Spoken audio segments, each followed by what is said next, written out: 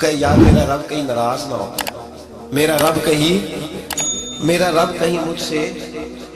بڑی خوبصورت مثال دی۔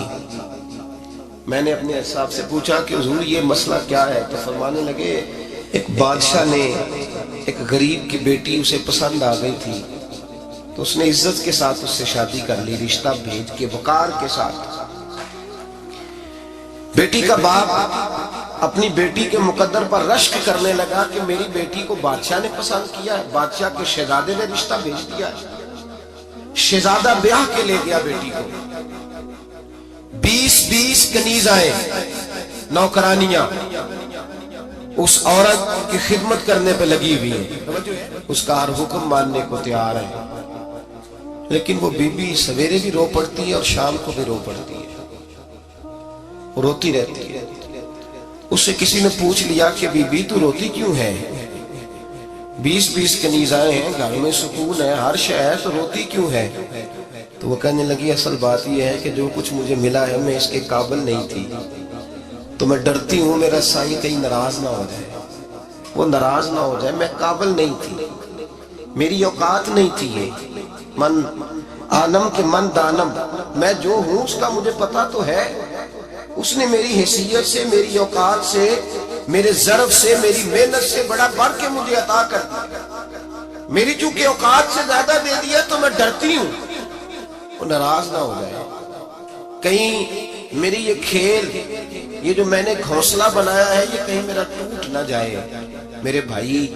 میرے رسول کریم سید عالم صلی اللہ علیہ وسلم کے امت کے اولیاء، صلحاء، صوفیاء، اتقیاء، صحابہ، اہل بیت، یہ لوگ جب روتے تھے تو یہ کوئی اس لیے نہیں روتے تھے کہ یہ آج دوپہر کو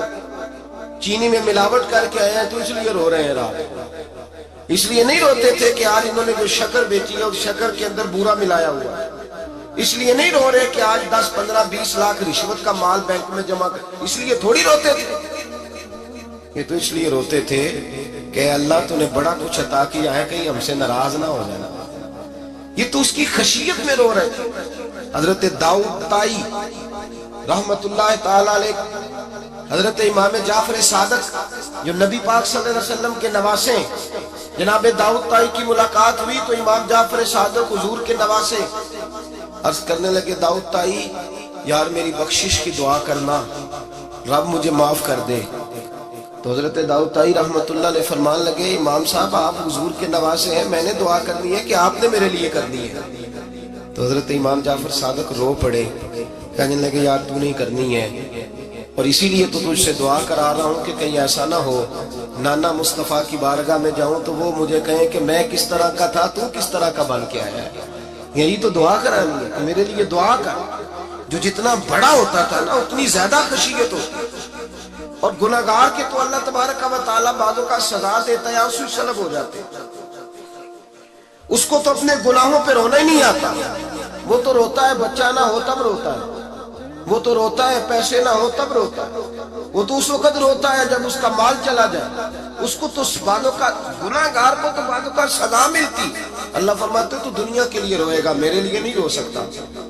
اور جو رب کریم کے بندے ہوتے ہیں انہیں اللہ کہتا ہے تو دنیا سے بے نیاز ہے، تیری آنکھ سے آنسو جب بھی ٹپکے یا میرے لیے ٹپکنا چاہیے یا محمد مصطفیٰ کے لیے ٹپکنا چاہیے۔ آپ اگر اس بات کو تھوڑا سا غور کے ساتھ سمجھے تو تمام اولیاء صلحاء کیا یہ رو رہے ہیں، تڑپ رہے ہیں، کیا اس کی وجہ تھی؟ نمازیں کم رہ گئی تھی، روزوں میں کمی تھی، فرائض ادا نہیں کرتے تھے کہ رویا کرتے تھے، کیوں روتے تھے؟ حضرت سیدنا عمر فاروق رضی اللہ تعالیٰ عنہ کے بارے میں صحابہ کہتے ہیں جناب عمر فاروق جب نماز پڑھاتے اتنا رویا کرتے تھے کہ 7ویں صف تک ان کے رونے کی آواز جایا کرتی، 7ویں صف تک ان کے رونے کی آواز جاتی۔ ہم لوگ بن کے بیٹھ گئے ہیں، ہم لوگ بن کے بیٹھ گئے، ہم یہ سمجھتے نہیں کہ ہماری حیثیت کیا تھی اور رب کریم نے ہمیں نوازا کیا ہے۔ آپ پڑھیے کتابیں، میرے رسول پاک صلی اللہ علیہ وسلم فرماتے ہیں میرا عمر جس گلی سے گزرے شیطان رستہ بدل جاتا ہے، نبی پاک فرماتے ہیں میرا عمر جب تک دنیا میں رہے گا دوزخ کو تالا لگا رہے گا۔ اس صاحب عزد الغابہ نے لکھا ہے نبی پاک صلی اللہ علیہ وسلم نے حضرت جبریل امین کو بلایا، فرمایا چل میرے عمر کی شان بیان کر،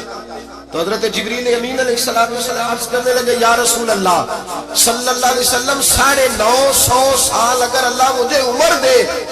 950 سال رب عمر دے اور پھر بھی میں عمر فاروق کے فضائل بیان کروں تو میں نہیں کر سکتا، عمر کی شان میں نہیں بیان کر سکتا۔ 950 سال بھی اگر میری عمر ہو، نبی پاک نے فرمایا پھر میرے ابو بکر کے بارے میں، عرض کی یا رسول اللہ ابو بکر کی تو بات اس سے بہت آگے کی ہے نا، وہ نبی پاک کتنی عظمت بیان کر رہے ہیں، کس قدر زیادہ رسول کریم صلی اللہ تعالی علیہ وآلہ وسلم ان کی عظمت بیان کرتے ہیں۔ حضرت عمر کیا کہتے ہیں، وہ لوگوں کو بتاتے پھرتے ہیں کہ تم نے دیکھا ہے نا میری کتنی عظمت ہے، وہ یہ نہیں کہتے، حضور فرماتے ہیں عمر کی بڑی شان بڑی شان بڑی شان۔ اور عمر کے پاس جب بھی کوئی جاتا ہے کہتے ہیں عمر آپ کا کیا مقام ہے، تو عمر فرماتے ہیں میں تو اونٹ چرانے والے کا بیٹا ہوں، میں تو اونٹ چرانے والے کا بیٹا ہوں، میں تو اونٹ چرایا کرتا تھا، میں تو 10 اونٹ نہیں سنبھال سکتا۔ حضرت فاروق اعظم رضی اللہ تعالیٰ عنہ سے کوئی پوچھتے جناب عمر آپ کا کیا حال ہے، تو آپ فرماتے ہیں یہ تو میرے مقدر ہے کہ میری بہن نے قرآن سنایا تو میں در رسول تک پہنچ گیا، ورنہ مجھے پوچھنے والا کوئی نہ ہوتا۔ کبھی جناب علی المرتضیٰ کا بازو پکڑ کے کہتے ہیں علی تو نہ ہوتا تو عمر ہلاک ہو جاتا۔ بھائی حضور شانیں بیان کرتے ہیں، نبی پاک کہتے ہیں میرے ابو بکر نے احسانات کیے، بڑے احسانات کیے، میں نے سب کا بدلہ چکا دیا، ابو بکر کا نہیں چکایا۔ اللہ کی بارگاہ میں عرض کروں گا یا اللہ تو ہی اسے بدلے دے۔ اور جناب ابو بکر صدیق سے کوئی پوچھتا ہے ابو بکر آپ کا کیا حال ہے، تو ابو بکر صدیق فرماتے ہیں مجھ سے میرے اندر کا عالم نہ پوچھو، اگر قیامت کے دن اعلان ہوا نا کہ سارے لوگ بخشے گئے ایک باقی بچا ہے تو مجھے ڈر لگتا ہے کہ اللہ ابو بکر ہی بچ جائے گا جو نہیں بخشا جائے گا، مجھے ڈر آتا ہے۔ تو بھائی بن کے بیٹھ گئے لوگوں کو پوچھ کر کے دیکھیں، کہتے ہیں کیا پاپ کیا ہے، کیا ہو گیا ہے؟ خشیت سے کانپتی ہوئی روحیں، تڑپتے ہوئے میرے رسول پاک کے غلام، اولیاء اللہ صوفیاء کرام کے رونگٹے کھڑے ہیں رب کریم کے خوف سے، جو جتنا مالک کو جانتا ہے اتنا کانپ رہا ہے، اتنا ڈر رہا ہے، جس کی آنکھوں سے آنسو خشک ہے، مطلب یہ ہے یہ رب کو جانتا ہی نہیں، اسے کیا خبر اس کا جلال کتنا ہے، اسے کیا خبر اس کا عذاب کتنا ہے، تو کیا جانے۔ ان بطش ربک لشدید، جب وہ پکڑتا ہے تو بڑا سخت پکڑتا ہے۔ حضرت عثمان غنی کو 3 دفعہ میرے نبی پاک نے فرمایا جنتی ہے، جنتی ہے، العثمان فی الجنہ، العثمان فی الجنہ، العثمان فی الجنہ، 3 دفعہ حضور نے جنت کی بشارت دی۔ میرے مصطفیٰ کریم نے فرمایا میرا عثمان گلی سے گزرے تو فرشتے بھی اس کی حیا کرتے ہیں۔ جناب عثمان غنی جن کو میرے نبی نے 2 بیٹیاں دے کے کہا عثمان میری 100 بیٹی بھی ہوتی، ایک کے بعد دوسری انتقال کرتی جاتی تو میں ساری تیرے نکاح میں دے دیتا، وہی حضرت عثمان غنی قبر پہ کھڑے حضور کے وصال کے بعد ایک قبر پہ کھڑے، آنکھوں سے آنسو جاری ہے، داڑھی ساری آنسوؤں سے بھر گئی ہے، روتے ہی جاتے ہیں، روتے ہی جاتے ہیں۔ غلام کہتا عثمان یار رونا ہمیں چاہیے، رونا ہمیں چاہیے، جن کو کوئی بشارت نہیں اور آپ کو تو 3 بشارتیں، روتے کیوں ہو؟ جناب عثمان غنی فرمانے لگے جس مصطفیٰ نے مجھے جنت کی بشارت دی اسی رسول نے فرمایا تھا قبر آخرت کی منزلوں میں سے پہلی منزل ہے،